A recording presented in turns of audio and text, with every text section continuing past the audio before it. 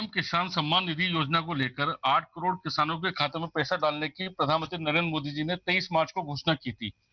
इसके बावजूद एक तिहाई किसानों के खातों में चौथी किस्त की राशि का भुगतान नहीं किया गया है। आपको क्या लगता है, इसका क्या कारण हो सकता है? अब इसका मैं कैसे जवाब दूंगा, ये तो आपको सरकार से पूछना पड़ेगा। मगर मेरा कहना है कि जो मैंने राजदीप से कहा कि एकदम डायरेक्ट न्याय का जो आइडिया है उसको आप चालू कीजिए, बिना एक सेकंड जाया करे उसको कर दीजिए। क्यों नहीं किया है, स्पेकुलेशन हो सकता है। मैंने थोड़ा आपको अभी बताया कि सरकार को डर है कि डाउनग्रेडिंग हो जाएगी, उससे ज्यादा मैं नहीं बोल सकता हूं। आपने जैसे कहा एकदम शुरुआत में कि आपने भी, आपके यहाँ इंटरनल डिस्कशंस चल रहे हैं।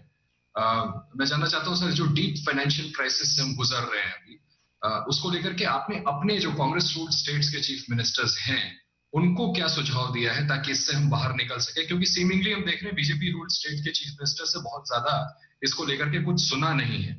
तो इस डिस्ट्रेस से डील करने के लिए कांग्रेस रूल्ड स्टेट्स को आपने क्या सजेशन दिया? Because you have been talking to so many economic experts.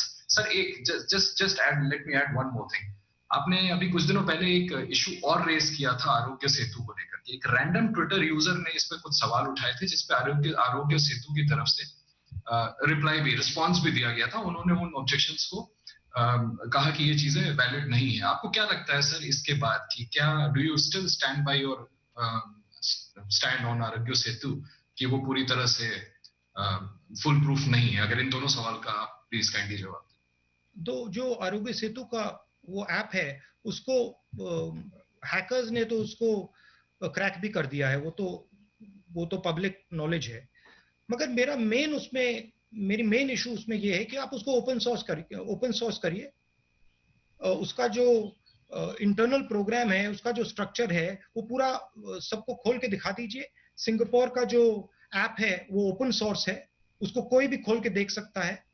तो मेरा कहना है कि आप ट्रांसपेरेंसी लाइए, कंफर्ट दीजिए लोगों को, और फिर आप ट्रांसपेरेंसी लाएंगे और कंफर्ट देंगे तो फिर आप ऐप चलाना चाहते हैं चला सकते हैं।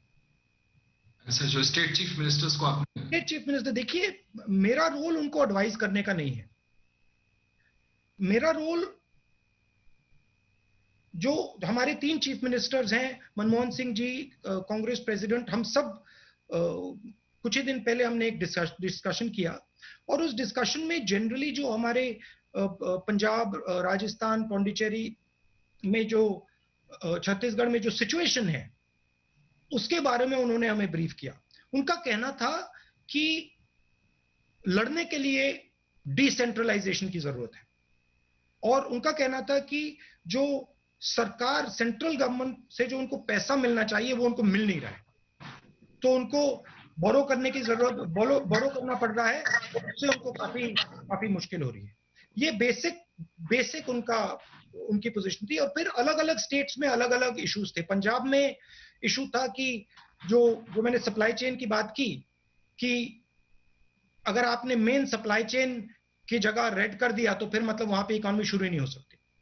सर मतलब छत्तीसगढ़ में के स्टेट्स कैसे निकले, ये क्या सुझाव दिया आपने? क्या आप अपना अगला सवाल, 2 सवाल आप पूछ चुके हैं? नहीं, मैं, देखिए हमने उनसे कहा कि आप इंफॉर्मेशन लेके, डिस्ट्रिक्ट लेवल से इंफॉर्मेशन लेके डिस्कस करके इंडिविजुअल स्टेट की आप स्ट्रेटजी बनाइए।